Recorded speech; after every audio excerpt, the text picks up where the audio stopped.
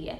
Exam के 15 दिन पहले, एग्जाम के 1 महीने फिजिक्स पढ़ के किसी के नंबर नहीं आए हैं, तो ऐसा स्टंट करना भी मत। I am doctor Runia and in this video I am going to tell you last 3 months strategy to increase, to boost your NEET score by at least 100 marks.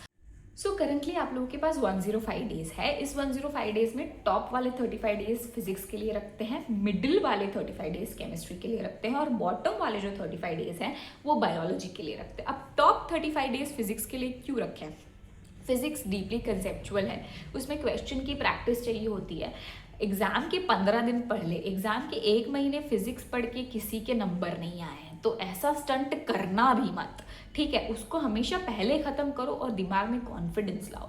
फिर केमिस्ट्री बीच वाला है ना, ज़्यादा आसान है ना ज़्यादा मुश्किल है, उसको हमेशा बीच में रखना चाहिए। और लास्ट में बायोलॉजी क्या है, पूरा रट्टा है। रट्टा तो मैं नहीं बोलूँगी, लेकिन कॉन्सेप्ट भी ऑब्वियसली है, बट काफ़ी मेमोरी है। तो जितना एग्जाम के ज़्यादा पास पढ़ा होगा उतना याद रहेगा, क्योंकि तुम अगर एग्जाम के पास पढ़ते हो तो वो तुम्हारी वर्किंग मेमोरी में स्टोर हो जाता है और वर्किंग मेमोरी से इंफॉर्मेशन रिट्रीव करना ज़्यादा ईजी हो जाता है। तो अब ये बात आ जाती है कि वर्किंग मेमोरी में कैसे इंफॉर्मेशन स्टोर करें। तो एक ही तरीका होता है वर्किंग मेमोरी में इंफॉर्मेशन स्टोर करने का, वो है एग्जाम के 1 दिन 2 दिन या एग्जाम के जितना हो सके उतना एग्जाम के पास उसको पढ़ो। तो ही, चाहे तुमने 10 बार पढ़ा है, चाहे तुमने 12 बार पढ़ा है, चाहे तुमने 14 बार पढ़ा है, याद नहीं आएगा इतना जल्दी।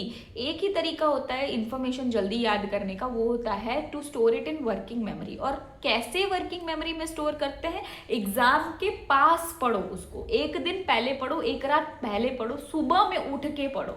ठीक है, अब क्योंकि नीट का इतना सिलेबस है तो सुबह में उठ के तो नहीं पढ़ सकते, तो एग्जाम के 1 महीने पहले पढ़ो बायो को। तो अब क्या करना है, देखो सुबह में तुम उठ लिए, अब सुबह में उठ लिए ना, अब क्या करना है, ना ब्रश करो ना मुंह धो, कुछ नहीं, उठते ही बिल्कुल तकिए के पास बुक रखी है उसको खोलो और पढ़ो। तो उससे पता क्या होने वाला है, अब जैसे ही तुम बुक उठते ही बुक खोल के पढ़ोगे ना, तो तुम्हारे ब्रेन में पहले तो इन्फॉर्मेशन ऐसे जाएगी, और अगर ऐसे चली गई इन्फॉर्मेशन तो वो अच्छी स्टोर भी होगी। और क्या होगा, 5 मिनट पढ़ो, 10 मिनट पढ़ो, अब आधा घंटा मत पढ़ते रह जाओ। उठते ही जब तुम बुक खोलते हो ना, 5 मिनट पढ़ो। ठीक है, 5 मिनट के बाद बंद कर दो, क्यों, वो आधी हुई है, वो तुमने पूरी नहीं करी है, समझ आ रही है वो बात मुझे, बट उस तुम्हारा पर्पस उसको आधा छोड़ना है। क्योंकि क्या होता है, जब तुम उस इन्फॉर्मेशन को आधा छोड़ोगे ना, पूरा नहीं पढ़ोगे ना, तो तुम्हारे ब्रेन में ना क्रेविंग हो जाएगी कि मुझे इसे पूरा करना ही है, और वो क्रेविंग तुम्हें पूरा दिन पढ़ने पे मजबूर करेगी। तो अपने दिमाग के साथ खेलो, दिमाग की गेम को समझो। उठो, बुक खोलो, 5 मिनट पढ़ो, उसको अधूरा छोड़ दो। उसको आधा अगर छोड़ दोगे ना, तो पूरे दिन पढ़ने का ऐसा मन करेगा ना कि मैं बता नहीं सकती। ट्राई करो, कमेंट करो अगर ये काम करता है तो। ठीक है, सो डू दैट, 5 मिनट पढ़ो, ठीक है, छोड़ दो आधा, फिर ब्रश कर लो, मुंह धो लो, कुछ कर लो, ब्रश कर लो, मुंह धो लो, फिर आके पढ़ो। अब तुम्हारा डेली रूटीन कैसे होना चाहिए?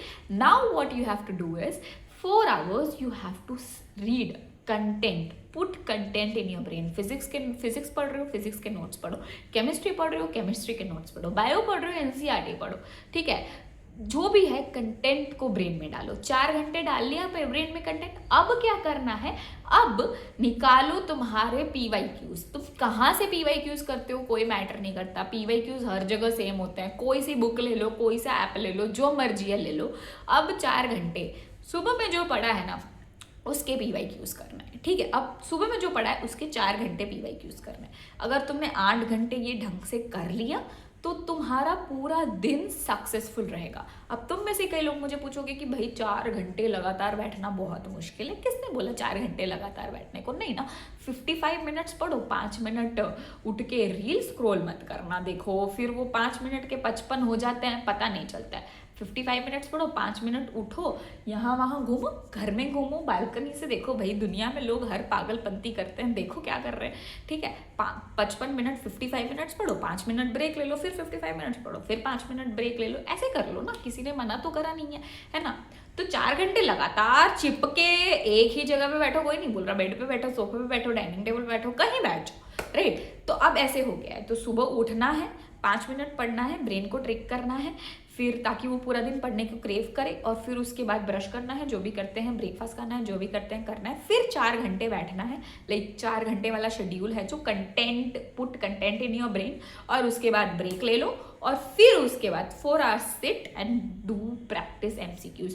अब PYQs करने हैं, सबसे पहले तो PYQs करने हैं। PYQs हो गए मानो उस दिन के टॉपिक के, तो अब MCQ उठा लो एक्स्ट्रा वाले, वो कर लो। अगर ये कर लिया तुमने तो अब उसके बाद तुम TV देख लो घंटा, YouTube देख लो घंटा, कुछ कर लो, तुम्हारी मर्जी है। अगर तुम्हारे पास टाइम है तो ये वीडियो भी ज़रूर देख लेना, राइट। ये वीडियो देख लो, और अब ये वीडियो देख ली तुमने तो अब तो फिर तुम्हारा सिलेक्शन मतलब चांसेस इंक्रीज हो जाएंगे, पक्का है तो मैं बोल नहीं सकती, बट या सो ब्रेक ले लो, मतलब बेसिकली 1 घंटे का ब्रेक ले लो, बढ़िया वाला ब्रेक ले लो।